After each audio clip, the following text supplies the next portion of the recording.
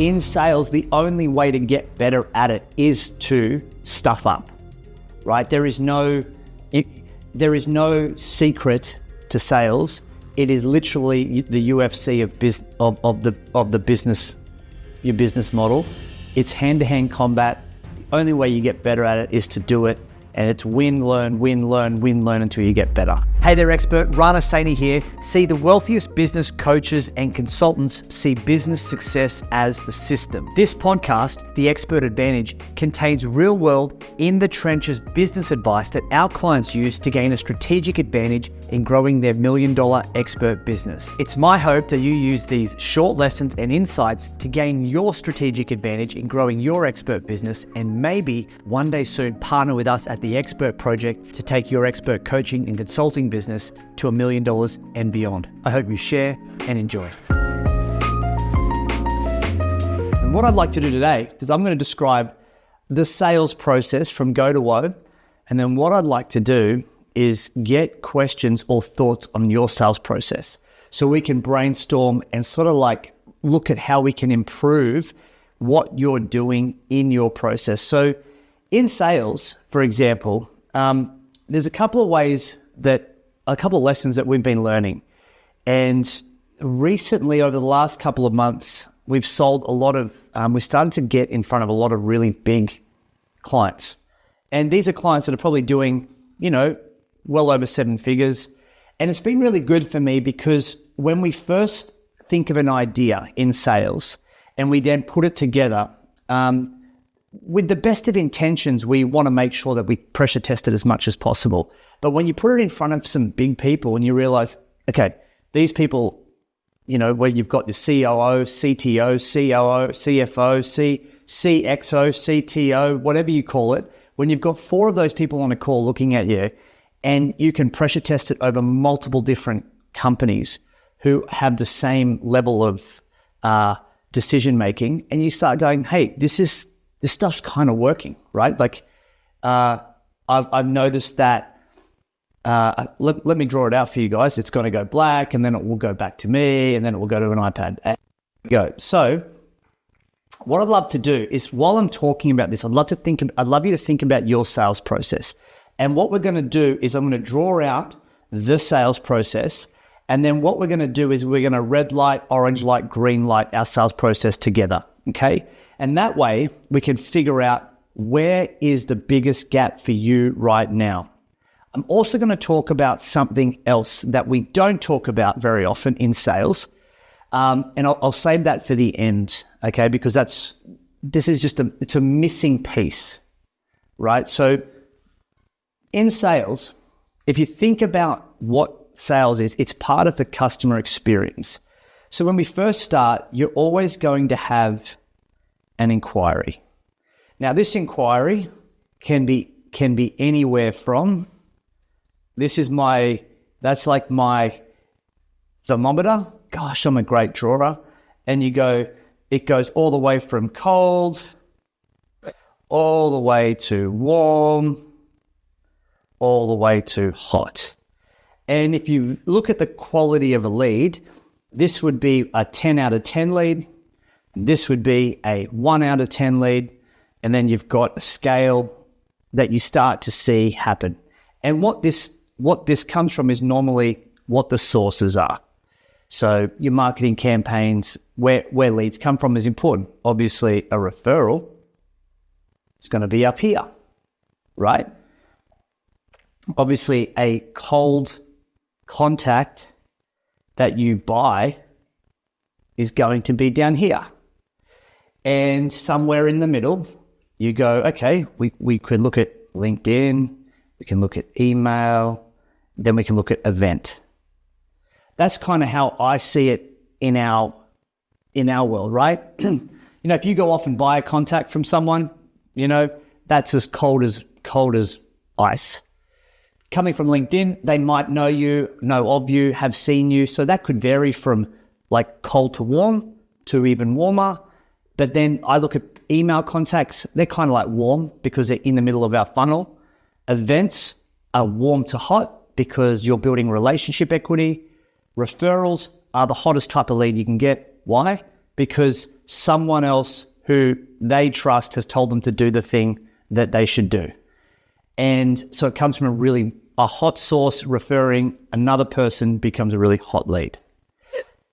That's marketing. That's a marketing masterclass equation. What I look at though is no matter where it comes from, we need to be able to qualify that lead. Now, when we qualify, somebody help us out. What are the sort of the 4 things that we're looking to qualify around? No wrong answers. Let's just light up the chat a little bit. What do you reckon? Pain, says Kate. Yep, absolutely. Yep, pump test, I love it. Need, the ability to pay, price, yes, but not yes enough to write it. Yeah. Exactly. Priorities, perfect. Yeah.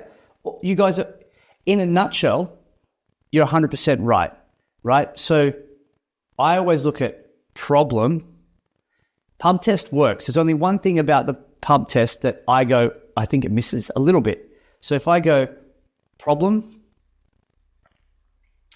possibility, urgency, budget. What's got you on the call? Why is this important? What are you looking to create? Why is that important? Timing-wise, how urgent is it that you find a solution for this? Is it a sooner? Is it later or a sooner thing? Budget. Listen, just based on, I'm going to bring up our sales sheet in a second, but budget can be as simple as, listen, before we open up the calendars, I just want to ask from a budget perspective, in order to help you achieve this outcome that you say you wanted, we have clients who have budgets of X, some Y, some Z. In order to help you create A outcomes, what kind of budget would suit you? What kind of budget do you have? And they're going to tell you stuff like, they're going to tell you a story, right? That's the thing. Normally a story comes. And so what you want to do is just try to find a baseline. At the very worst, you will always want to say, look, we offer minimum. I always say, look, based on what we do, the minimum service we have is X. Is that within the scope? It's best to just get an answer at that point. Now they say yes or no. So based on ticking all of these boxes, guess what we've done? We've qualified a lead. It doesn't matter where they've come from. We could have the same conversation with each person. If they're warmer, it usually means that you're going to get to yes a bit faster. If they're colder, you're going to need some more context at the top, the 2 Ps, in order to move them forward, right? So when you've qualified someone, super important, what we do is you go, great, you want to sell the next call. Super important. Sell the next call. This is not stuff that's new. It's just more stuff that you need to be reminded of to make sure that you do it. Sell the next call. Okay, next call comes. So the next call comes over here. And now instead of qualify, we need to convert. But what I'm going to say today is we need to solve. So people won't buy unless you solve. And the best way to solve is to recap everything that they said, P, urgency, right? Budget, recap. And then we can say things like, cool. Is there anything else I've missed? So you want to just clarify. Recap, clarify. See what they've said. See what's coming up for them. And it's at this point that, like most people, let's assume we don't have any document at the moment. It's just that. What you want to be able to do is let them know and ask them, would you like me to walk you through how we're going to help you find that solution that you need? And they say, yes. Cool. You can charter your model. And the model, remember, there's 3 parts to it. So this is the thing you want. The green is the thing you want, and then you got the foundations. The foundations become, in our world, like here are the 3 phases. So here's the thing. Let me break this down for you. This model here is your plan. That's the plan. That's what we call the plan. Then what you do is you look at the promise. The promise is the thing they want in the middle. The process is how you let them know what's going to happen. 1, 2, 3. 1, this, so that you can get that. 1, this, so that you can get that. Then this, so that you can have that. All of that equals promise. That's really it, right? So when you think about the offer invitation document, if you've done your money model, it's just basically articulating your money model in a document, essentially, right? They will say things like at the end of it, you want them to be able to say yes, yes, yes. So say, would that be helpful? Can you see how that would be useful? Can you see yourself using this? Yes, yes, yes. Okay. Now it's time for the ask. So I always look at ask, objections, ask. Think about that. Like, these are the questions. I'm going to sort of show this to you now.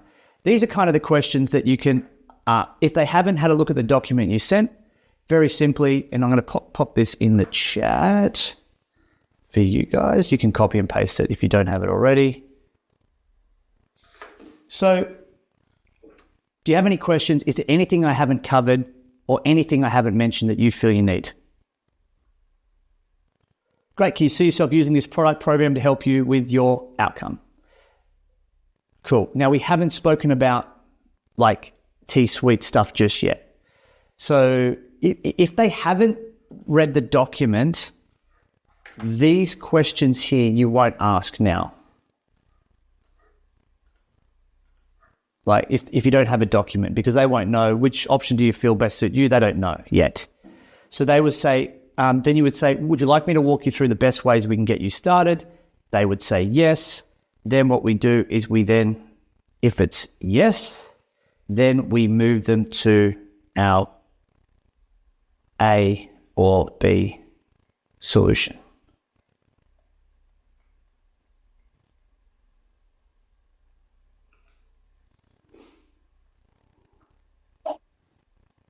Cool. So A or B solution, which one would you like? They choose the one they want, and then you will go through. The last part is cash plus contract. I had a really good chat with Elmira the other night. One of the things that she was doing, and this is really important from a close sequence perspective, is when someone chooses an option, what tends to happen is if option A or B, what we tend to do when we go to close somebody, this is the next part, is we start getting it gets weird. So you have to have a process. Now, here's the thing. 1, you need to have or could have an agreement. It doesn't matter. It's up to you. Then you also need to have an invoice. We call it invoice, but an invoice is not something you would send. That's probably a bad word to use. We call ours an invoice generator, but let's just say what's the word? A processor. A payment processor. Or invoice. If you are in corporate, sometimes you send invoices, that's fine. So payment processor is credit card. Invoice is, basically you send. Agreement, just is the T's and C's. Which order do you go in? Interesting, right? So the conversation I had with Elmira the other night is she would spend a lot of time on her agreement and get to the last bit, book in the next call, which is the next part here. Just put that in there, calendar. So she would go agreement to call, and then there wasn't enough time to collect the money. So she'd be hoping for a month or a week or a day until they came back. So what I said to her is, it's very simple. You need to figure out the order of your close sequence. For example, if we just put circles under here and wrote numbers in, what's the order that you go? Here's the order that we go.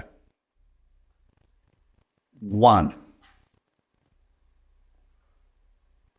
2, 3. In the past, we have done it 1, book the call, 2, take the payment, 3, send the agreement. The reason this is important is because I see so many people do all this hard work and the last 10% gets really weird. You can see it, right? It's deer in the headlights. Oh, you want to buy? Oh God. Wasn't prepared for that. Listen, what I might do, and now you just killed it. Like nothing says, I don't trust you, like you're not confident with money. Like, get it, right? So have that process down. Now, I've left a gap here because in the middle of these pieces, if I can draw this, is an offer document. Now, offer doc is going to talk about,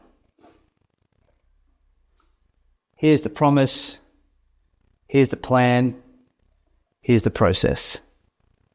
And one more, here's the price.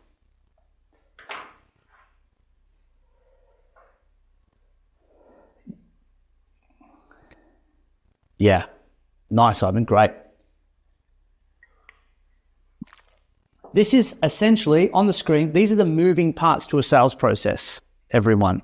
And what you'll find is we're good at some of them and not good at others. So what I'm going to do is I'm going to create, this is how just, ingenious an iPad is. We've got qualify, we've got offer doc, we've got our conversion piece,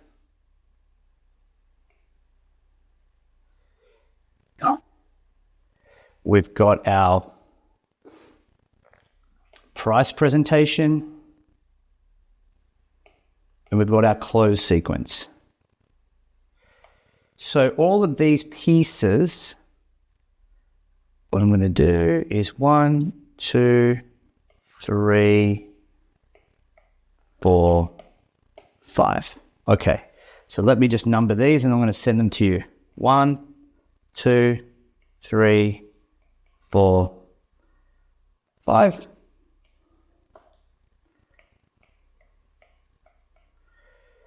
Bang. Okay.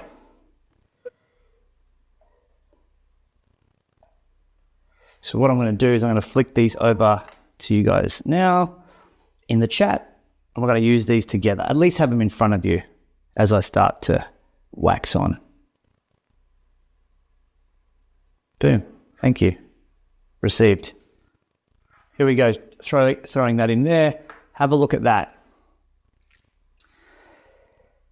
So what we're going to do together is go through your sales process out of 10. Each one, or not out of 10, let's just red light, green light. So let's grab a green pen. You can write the words green next to it if you'd like to. Green is good. Like it's good, it works, you're confident with it, you're happy with it. So let's go through. Qualify. Would you green it? If you want to green it, you just green it. Your offer document, the thing that you can send out in between qualify and convert. Would you green it? Would you not? So I would green that. With your solve, with your convert process, that says convert, my lovely writing, would you green it? Are you really good at being able to recap, present the promise, the plan, and the process, and then ask, overcome an objection, ask, and get to a yes? Are you good at that? If you are, then you can green it.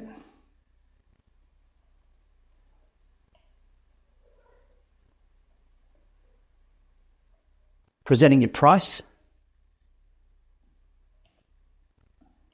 So the T-suite, would you green it? And the last one is A or B, your close sequence.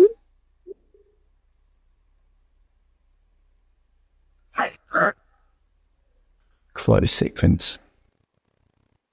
Green, green, orange, yellow, yellow. Okay, cool. And then, again, go through it. What's orange? Like, believe it or not, I reckon we could work on this one for us. It's not as tight as I'd like it to be. Everything else is pretty good for us. So maybe this could be a little bit better. So that's orange. And red. Red is like you're really not confident. It's the weakest point in your sales process. It's the thing that you feel the least confident about. What's red for you at the moment? Now, love that Kate's got the emojis going on. If you want to do that, if you just put 1, 2, 3, 4, 5, and next to 1, the color, next to 2, the color, next to 3, the color in the chat. Let's have a look at it.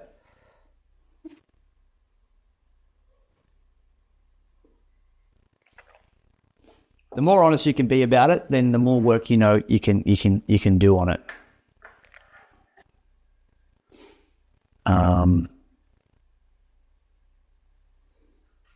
So Kate, your 1, 2, 3 T-suite is a little out. Close sequence is a little out. Okay, awesome. Lexus is the off and dock is red because you haven't done that yet. That's fine for where you're at. That's good. So everything's a little bit new. But that's orange in progress, looking good.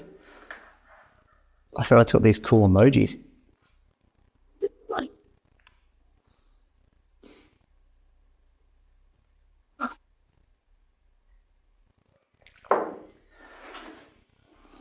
Who else?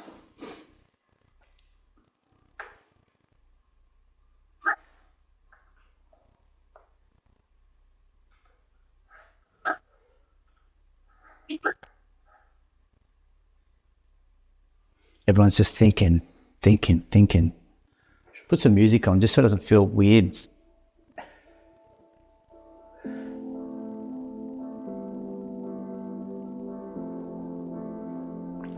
Okay.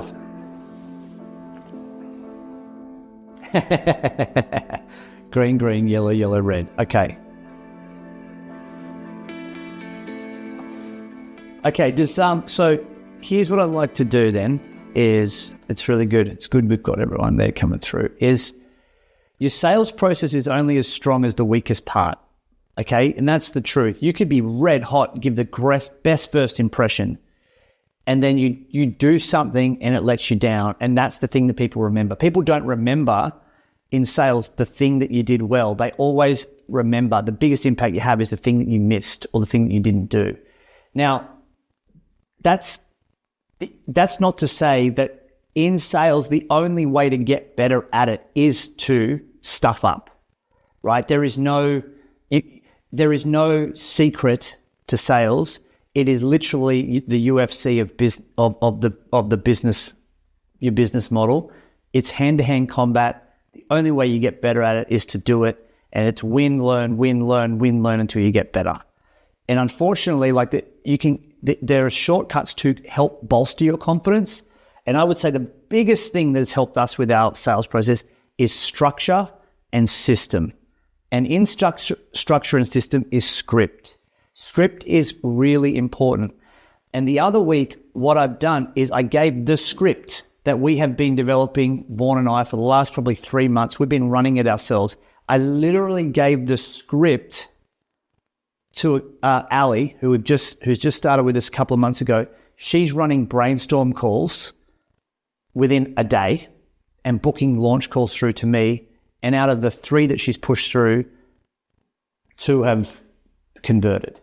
So what I'm trying to say is, like, this process here, so it should be systemized to a point where, you know, if you have to do a call, you could just pull out the script and just follow it along. Same with this. So your offer document is not something that's going to make the sale for you. All it does is provide the bridge between the qualification call and the solve call. And the thing that I love about the document is this, right? It is, 1, here is what we do, here is what you get, and this is how it works, right? Answers all the questions. And for me, I'd rather just get rid of the tactical stuff up front, so when we come to the call, we can have a direct chat. So what we've got to do is focus on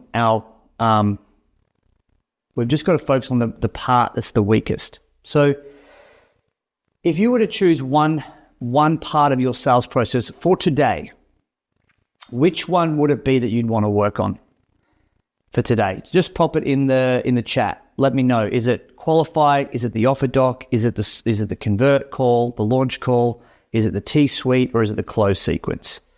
Let's just offer doc. Okay, cool. Convert call. Okay. Convert call. Close sequence.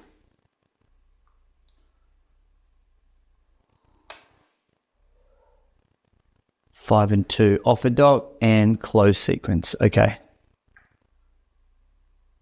Okay, cool.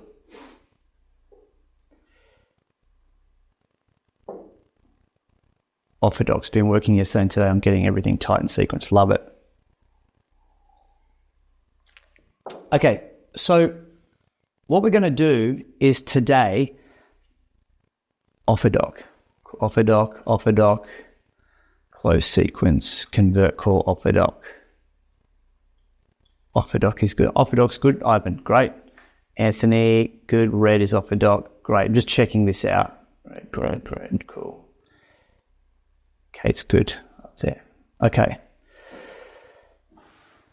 So what we're going to do is I want to quickly go through, we're going to spend the last part of the call, from what I can see, is 1, we'll go through the offer document, okay, together. Also, the close sequence, okay, because as much as that's what I see the most part, most people are struggling with. Ivan, you're the qualify and the convert call. So, but we'll have a look at that today. So what I want to do is I'm going to go into our offer doc. Here we go. And would that be helpful for everyone today? And if there's anything specifically you need or have a question with or around, let me know now. I'm really happy to dive into anything sales related that's going to help you guys move the needle in sales just that one step forward and improve it. Hey there, expert. So listen, our mission here at the Expert Project is to positively impact the world of other business coaches and consultants just like you. We want to help them make more impact, have more income, and have a positive influence on the world. And see, the only way we can do that is if you've heard something in today's episode that moved you, created an insight, changed your perspective, or gave you an aha moment. All I'd ask you to do is take 10 seconds, rate, and review this podcast so together we can help spread the word about this podcast and have a positive influence in someone else's world. Only 2 people find that helpful. So, okay, well, hopefully it's not just Anthony and Lex that finds it helpful. Hopefully, it has wider reach and usefulness than that. Okay.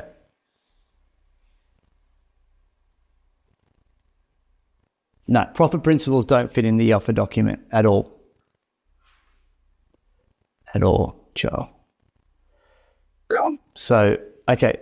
So if you click on that, it looks like this. This is what we're using now, and I think it works for us a little better. You can turn it to white or black. Who cares? But so let's just quickly break this down for everybody today that,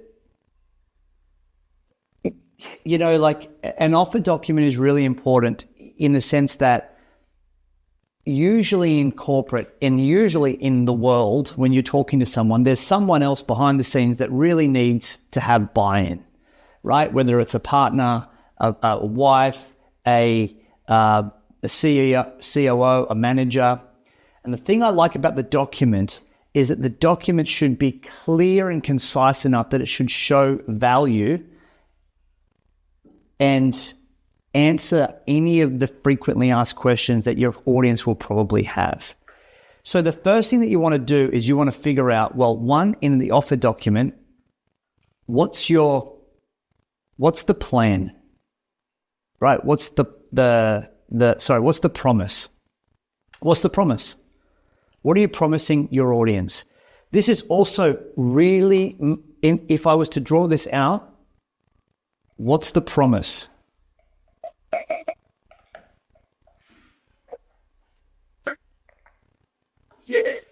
Then what you do is you look at, well, what is the plan?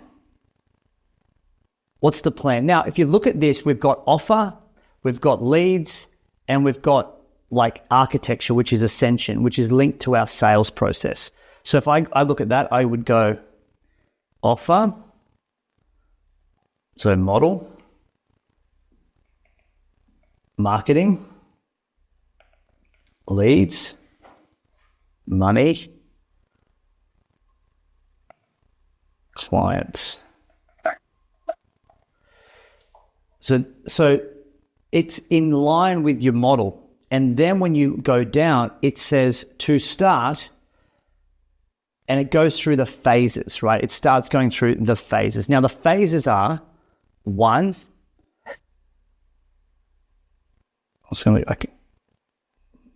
look, here we go. Here are the phases. The way I've done this is like this. Phase 1, phase 2, phase 3.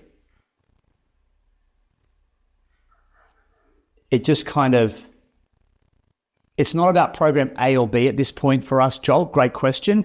For us, it's just helping them understand the process in the first 90 days, right? So it's kind of like reading a book.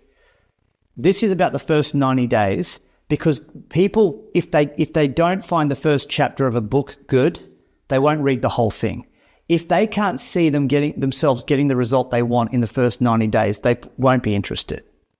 So we want to make sure that in the first 90 days, we're going to do these things that are probably the most important for you. Then we're going to move into these phases. To start, we'll get clear on your offer. 2, we're then going to help you engage with build connections and engage those people, turn them into leads. And 3, we're then going to help you win more business and ascend those clients up over time. Notice I haven't said this is a 12-month program. This could take 6 years, 1 year, 1 day, 30 days. The only mention I've got is I just said in the first 90 days, we will. I haven't said anything about time at this point. And I do that, and then I go into some logistics about kind of like, here's how we work. Now, this is really interesting because when I gave this to a client the other day, they came back and they said, what if we can't make it to those sessions, or those session times don't suit us, or this or that, the other? And so sometimes it can bring up questions that, you know, at least they've come to the call with those questions already. And so I said, my question back to them was, which sessions could you make? And they're like, that one and that one. I said, perfect, just make those. And we moved on. I didn't try to justify it. Investment, we go down here. Notice, Joel, at this point in the investment, in the payment process part of it, the thing that we've done is I don't go into anything here other than you want this one thing, but you want that thing and you're really wanting this. And so let me give you an example of how I look at A and B. A is the foundation, it's the basics. B is it's not about the basics, it's about speed and ease. So this is usually time and money. If you think about your offer, the first thing is the basics. Time and money are important in any business. So they want to know that they're going to get time or money. How do you translate that in corporate? Performance. It's got to be performance driven. So performance or it's got to either, you got to show them how it's going to save them time or earn them more money.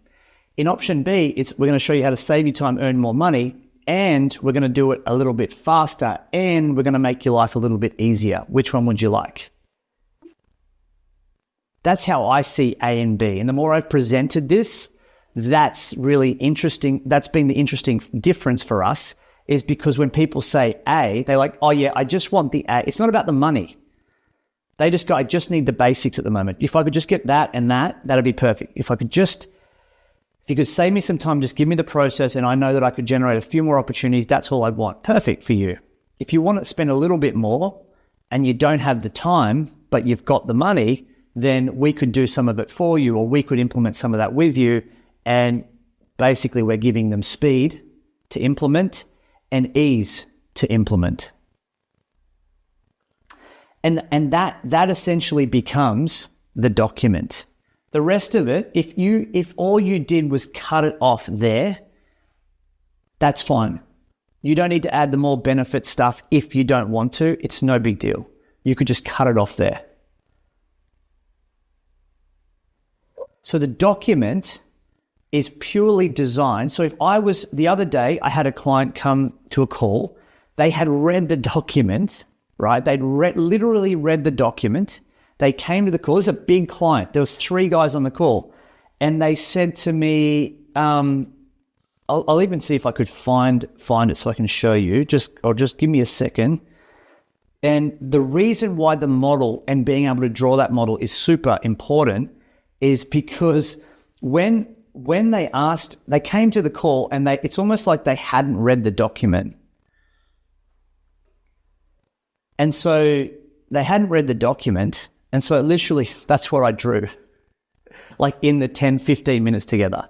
I said like this: 1, you want to reach bigger organizations so you can sell 10 to 12 people at a time. Because at the moment you're just selling 1-to-1.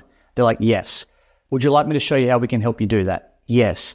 First thing, we need to look at your profile, Mark, and we need to then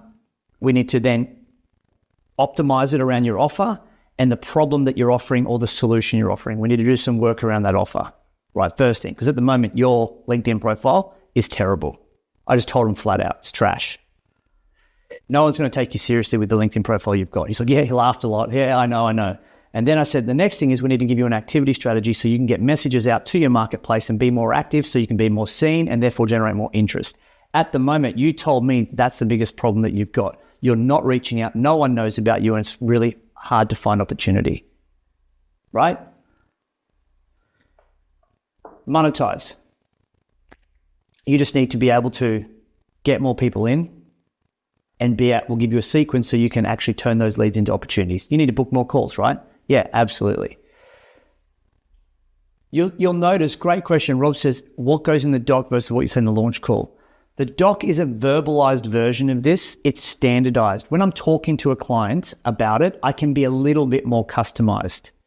But if you go back to my call, the document, think about that for a second. All I've said is we're going to build out your offer. Let's go back to the document. We're going to build out your offer. 2, we're going to give you a message sequence, an activity sequence, so you can get in front of more people and have more conversations. Marketing system to get you connected to your perfect future customer conversations. Monetize. We're going to show you how you can get more conversations in. We're going to give you a sequence that you can use to convert. He even said to me that we don't need the conversion part. And I was like, yeah, you don't, but you do. I said, have you generated leads from LinkedIn before or email? No. Okay, cool. Yeah, you're going to need it.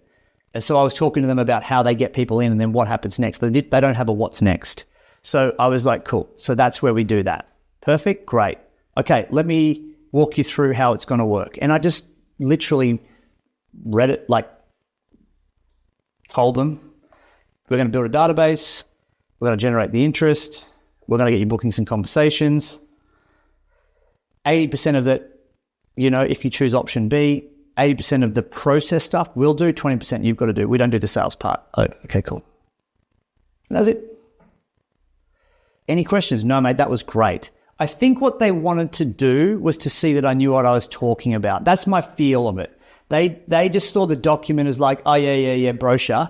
Now tell me how that works for us. That's kind of the feeling I got. And that's why there was 3 of them on the call looking at me. And when I did that, at the end, they were just like, all right, like QC, quality control, we know what you're talking about. So yeah, we're confident now. That's kind of what it felt like. I don't think they came to the call ready to buy. They just wanted to see whether I knew what I was talking about. Yeah. Do you have a recap in the offer doc? No, you don't. The document's not designed to overcome objections. It's designed to position what you do. In the next call, that's why we use this doc, where is it here?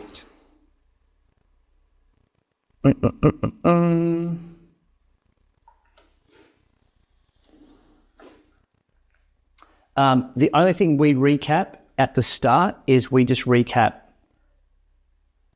here. We're on this launch call right now. I just want to recap what we discussed in our last. And then I go through that. Okay, instead of saying, okay, let me walk you through the plan that's going to help you, I would go straight down here. Did you have a look at the document I sent through? And if they say no, I'd be like, great, do you want to pull that up now? And I would walk them through it and go, this was what I sent you. Do you want me to go through this with you now? So you can either charter the document with them, answer any questions. I sometimes feel like it's a bit of a flex to draw the model. Either way, it doesn't matter. I've done both. Do you have any questions? Is there anything that I haven't covered? No? Cool. I have clients, for example, who will do their sales call using a PowerPoint. Like, whatever you're comfortable with, make it a standard thing, right? Like, just practice the same thing. So what you do and how you do it need to be consistent and congruent. So you can measure.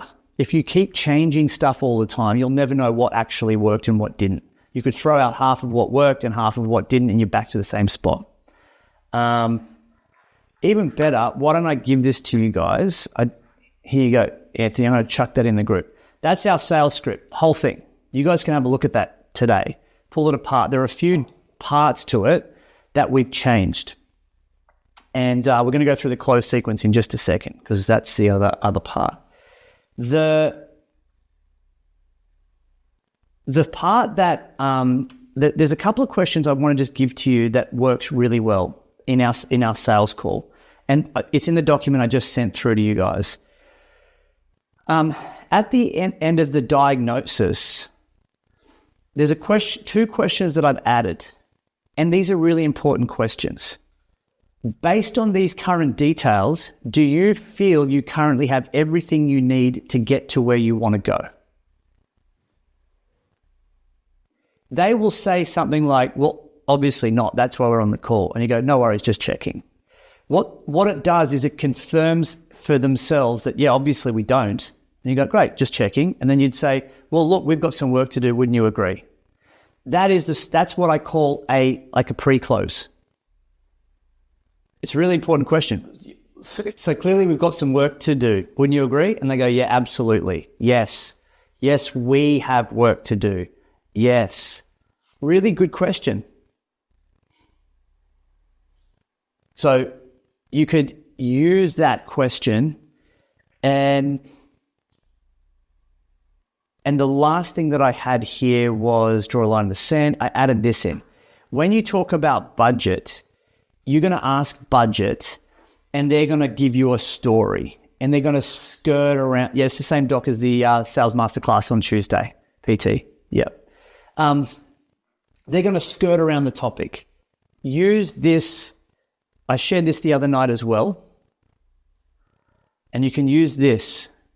If anyone talks about budget, oh, I don't know, this, hey, listen, sorry, Kate, no worries. Listen, the reason I ask is I don't want to put the right solution in front of the wrong budget. So for accuracy and efficiency, if you can just give me some indication of what might work for you, I'll do my best to align what you need to the budget that's available. It's a really, really, I think, a very sincere reason for why you need a budget. And if people can't answer that, oh, well, we're not sure, then I would just say, well, look, let me help you with that. The minimum that we would work with someone starts at $2,000 a month. Is that within your budget? And they could say no or yes.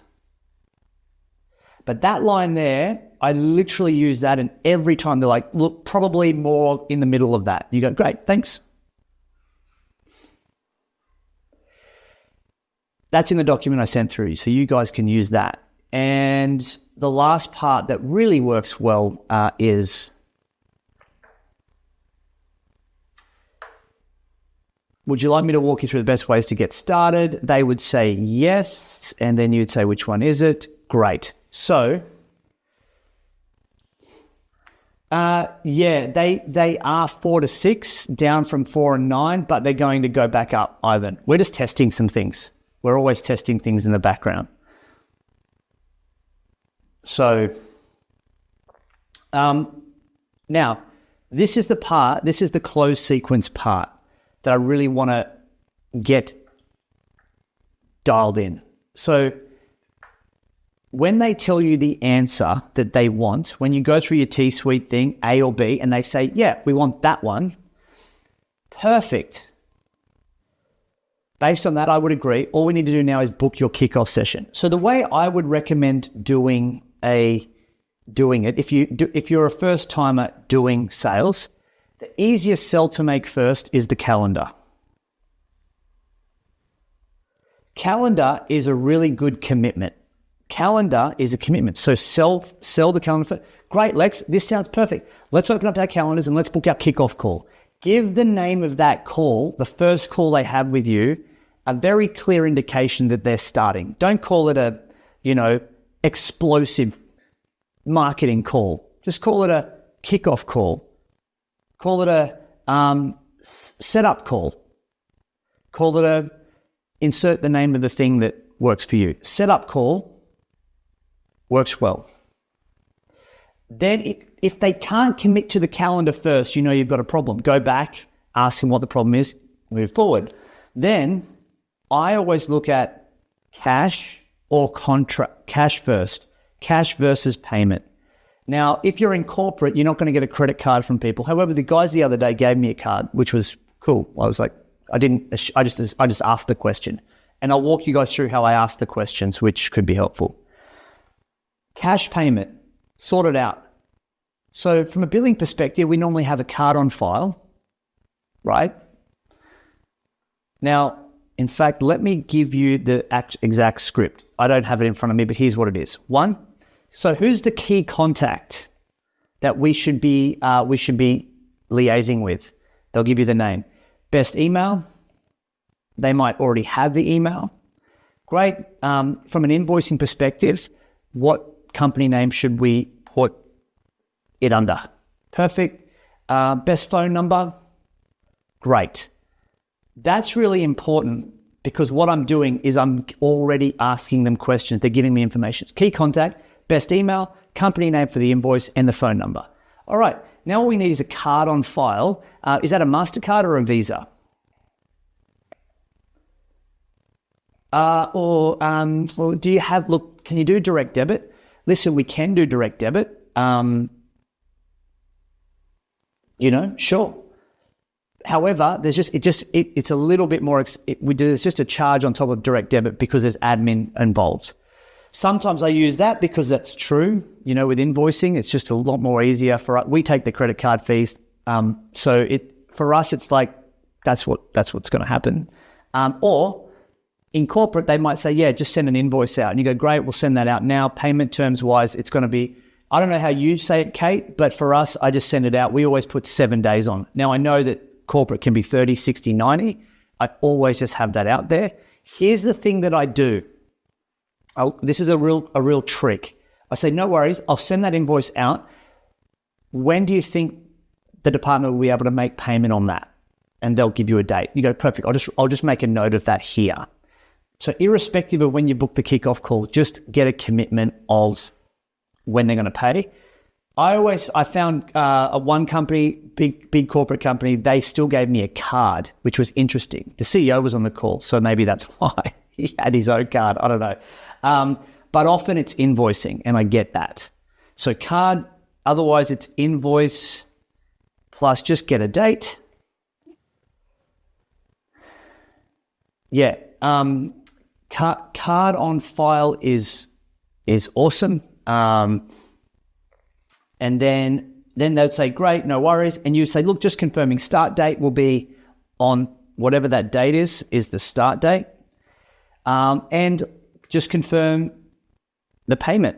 Look, so listen, the first payment will be X, and then it'll be monthly payments of Y, whatever it is, right? So confirm it, go, great. Listen, all I'm going to do now is I'm also just going to send you a basic contract or an agreement. See, an agreement to me is there's a thing about an agreement that's really important, but it's not if you've done this right, your agreement shouldn't be different from what you've sold. If it is, for example, if I said, join the expert project, and then the first thing I do is go, let me help you write your book. They'd be like, what? That's not what I signed up for. As long as what you say and what you sell are the same thing, the agreement is more more about IP protection for the client and for you. So if you develop content with a client, who owns it? Well, if they haven't signed an agreement, you do as the service provider, right? Like you've done it. So I always say to them, so you can, anything that you make is yours and anything that we give you is ours. Plus, it just goes through the T's and C's of what we do and how we're going to do it. If you just have a look at that and sign that before our kickoff call or our setup call, that would be awesome. Great. Listen, welcome to the insert business name. I can't wait. How are you feeling? You excited? Yes. Boom. All right, perfect. Well, I'll see you on that call. And then you exit off. Again, I would be like, cash or contract, and it's loose if you don't have one or the other. So, Kate, just out of interest, have you ever asked them for a card? Have you ever asked them for a card? Interesting. Have you? Can you try? I know, like it's. Yeah. Can you try? The issue that we have is generally it's not like I'll get that approved or whatever. It's I'll have to get that approved. We're generally not talking to the actual money holder. So even if they had a card, they can't necessarily make that payment. Okay. Yeah. But I'm hesitant to say just a blanket no as well, because maybe we should. Like I just find like if you ask, let them have the objection before you do. And I'm just out of curiosity, just saying, look, normally we just get a corporate card on file. Is that MasterCard or Visa? And let them have the problem, because they might turn around and go, oh no, we normally do it like this. And then you go, oh, cool, no worries at all. Well, listen, because what if they turn around to you and go, yeah, no worries, I'll just get the card. If they're not the decision maker, I get how that might not happen. But I know for a fact, Amy has like I give Vaughn and Amy, and this guy had the same thing with his team. They all have a card, company card, and there's a certain amount that they can spend off it. And the initial fee, he said, we're happy to pay the initial fee on the card, and then can you invoice us after? Or you could do it the other way around. So you could always be flexy with it. But yeah, I get it. Fine. I think what works best for you, Kate, normally, like what's been the most successful thing for you? Purchase order, because that's a confirmation of approval on their end, and it doesn't, it's not as difficult as actually getting cash through, but I'm very comfortable to proceed if I have a purchase order. Okay, and how long does it take to get a purchase order? Anywhere between 3 hours and 3 months. We try and push that, and we say we're not doing anything now without a purchase order. So, the faster that you want to move, the faster that we can move. And they generally have times booked in, so that gives them a bit of a hurry along. Great. So what I would do is I would anchor the purchase order to the call. So I can't hear you. Sorry, how do you mean anchor it to the call? So listen, for the setup call, so if I was, let's just role play it, I'd say, hey, Kate, fantastic. Let's open up our calendars. What I need to do is just book in a time. If you don't want to do that, how I might start it is the opposite. I might say, Kate, let's just quickly get some housekeeping done. Kate, who's the key person that we need to be speaking to with this? Great. Email, company name, phone. Now, in relation to getting a purchase order, how long do you think that would take for you to get that through to us? And they would say, a couple of days. Go, no worries at all. Well, listen, perfect. Let's just put that date in. Now, with that in mind, we can book in our initial setup call just in alignment with that purchase order so we can dot the I's and cross the T's and move forward. Does that sound okay? So link the purchase order to the call, because on that call or the day before that call, and I had to do this with this particular company, you message them and say, just checking in on that purchase order, aware that we're kicking off tomorrow. I always think that the calendar is a really good place, everybody. If you always sell cash, contract, or calendar, right? So if in the worst case scenario, you've got a call booked with them, they have to come to the call saying, we don't have a purchase order yet. Cool. How long is it going to take for you to get that? When can we get that? It's just a prompt as well. And that if they've said it, they're going to be the ones to push it potentially as well. So try that, Kate, just so there's an accountability point for that. Just out of interest. I mean, I'm curious to see what would happen if you got a card. We do occasionally have people who will say, can I pay on a card? And we're like, yep, we'll process that straight away. Generally, if they have a card, they will offer it. Yeah, great. Okay. And we're happy to take it. We don't ask questions. We just take their money. Yeah. No worries at all. Thank you. I would say, and to Ivan, to your question, to your statement, don't get me wrong, agreements are important. If people don't have it, then we will remind them in the first call, hey, by the way, we haven't got that through yet. Have you had a chance to go through it? Oh, by the way, we haven't got that through yet. Have you got a chance to go through it? It's not the reason why we stop, but it's certainly something that we have as part of our close sequence. My only thing is, if you wait for an agreement to be signed before you get paid, you still really are in no man's land, right? So getting some payment commitment and then getting an agreement signed is really, I found it has worked better for us. That's just us. Again, your close sequence is your close sequence, but whatever your close sequence is, be consistent and commit to it. That's it. Because if you change it for every single person you do it with, it'll throw you when something new comes up. Now, someone can talk about it and go, we do it slightly differently. So what I do is I actually fill it out on screen. So I fill out the agreement on screen with them, and go. So it's a single form. We go through the top part and say, this is what you're going to do. This is what we're going to do. Then we do the details on screen, and then I say we have a little box that says agreed on a virtual call. Yeah. So they don't go yeah, and we record the agreed on a virtual call bit. But what it means is, so we're not waiting for an agreement, we're doing it on the spot. Yeah, and you can do that, absolutely. If it takes you, if you've got that as part of your process, it can work really well. And again, if that's what's working, Ivan, freaking just lean into it and do it. That's great. I know that for us,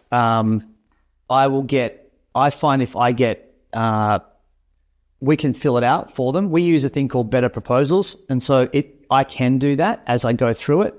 It's just a little cumbersome sometimes to push some buttons around, and tech-wise, if it doesn't work, then we're stuck. So I get the details manually and then I shoot it through. But yeah, great point. You can do that. And we used to do that as well, and it worked fine. It's a good point. So whatever the close sequence is, just recap today's session, guys, is remember, you're only as good as your weakest part of your process. And my goal is always to just make improvements to your sales process. Make it a little bit slicker, make it a little bit tighter, focus on the areas that you're not confident in. Go look at your script and figure out where throws you, and maybe change. Don't change everything. Just change a few things, because in sales, it's never a big thing that's making. It's never like, if I change this whole script, it's going to work. It's always a couple of things. Last point, we had a client who was doing really well with sales. Okay, and they're a big company. What happened was, just get this. This will it'll show you how important this stuff is. They said they were doing about 25% conversion off cold traffic, right? Cold, so coming in on LinkedIn, and they got a new sales manager come in. He goes, where I came from, we were converting at 40%. So what did the sales manager do? He changed the script, not just a little bit of the script. He changed the whole script. He changed all of it, and they've started to push it out. And what happened was that sales went from 25% to 8% in a period of like 2 months. And they couldn't get it above that. And the sales team was frustrated. The sales manager was frustrated. The CEO was just absolutely livid, because he's like, we brought this guy in and now he's about to lose his job. And so they came through to us and they're like, what do you see? And I said, well, show me the script that you were using when you were converting at 25%. Now show me the script you're using when you're converting at 8%. And do you know what the biggest thing was? This is the biggest difference. The new script was all about them. The old script was all about the buyer. And I'm like, yeah, I know why it's not working is because this is all about you. What you do, how you work, how you're good, how you get results. But where in this script do you talk to them about what they need, what problem they have? It touched on it, but it wasn't. And the sales team were working so hard to convince people, and people were like, yeah, thank you so much. I'll probably come back another day. So what we did is we went back to the old script and we improved it by adding 2 more questions. One was the pain. I said, we're going to add a pain and a gain question. Basically, pub test, right? Pain, possibility. So pain, what's the reason you're on the call right now? What's going on for you? What's going on? What's broken? What's missing that you need help with? That was a question. What's broken? What's missing? Or what's challenging you right now that you need help with? Well, blah, blah, blah, blah, blah, blah, blah, blah. Okay, cool. And then the other part of it was, how's that affecting? What's the effect of that? And then they would say, well, this has happened. This. Okay, cool. So if we could fix that, what's the gain? What are you looking to get? What's the outcome? And they told us, and I'm like, okay, cool. And then we kept the rest of the script the same. 38% is their average now. 2 questions. Isn't that amazing? That's it. So people think sales has got to be this huge, big thing. It's not. It's just understanding what they want, understanding what they need, and understanding why. And then all you do is anchor the problem, use the rest of the call to anchor to that point, right? So it's, so Kieran, you said that, your opportunity pipeline doesn't exist, and that you're worried that you're not going to be able to retain your sales team. What's the effect of that? Well, I'm going to have to let them go. How would that affect you? Well, it's shit, because that means we don't have that sales arm. Okay. So what's the outcome that you would like? What's the gain for you? Well, I'd like leads coming through so our sales team are active. They're making bookings and making sales. Fantastic. What would that enable for you? Obviously more revenue. Perfect. So that's what we've got to do, right? Yeah, absolutely. Okay, would you like me to show you how we can do that? Yeah. Bang, move on. Now they're invested in the outcome and the call. But without that, this is how the call went before. So do you know much about us? No, I don't. Okay, well, let me tell you. Over the last few years, we've received these awards. We've worked with companies like name, and help them develop result. Where it's like, I'm like, oh my God, it's like a bad infomercial. Just stop it. No one cares about your business. People care about their own problems. So the moral to this story, and like Good Sales Masterclass today, team, is remember, it just comes down to the basics.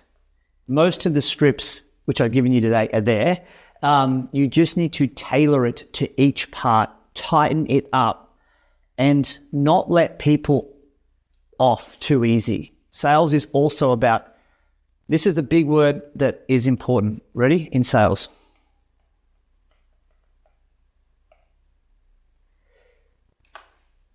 That's it. It's reality, right? They're reality. What's your reality right now? Because most people will justify reality with story. It's not that bad. It's not as bad as we thought. Like, things are going okay. You know, the team's all right. We're pushing through. No, you're not. It's broken. It's a mess. And you need help. Yeah, you're right. Yeah, I know I'm right. So what do you want to do about it? Reality. All of these things around it are just helping someone come to terms with their reality and then investing in a better possibility. And that's sales in a nutshell.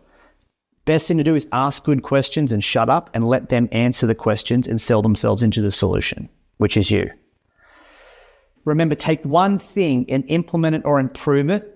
And, if all we do is make 1% improvements, then over a period of a year, that's 365. We make 1% improvements every day. Changes everything. Bye for now. See ya.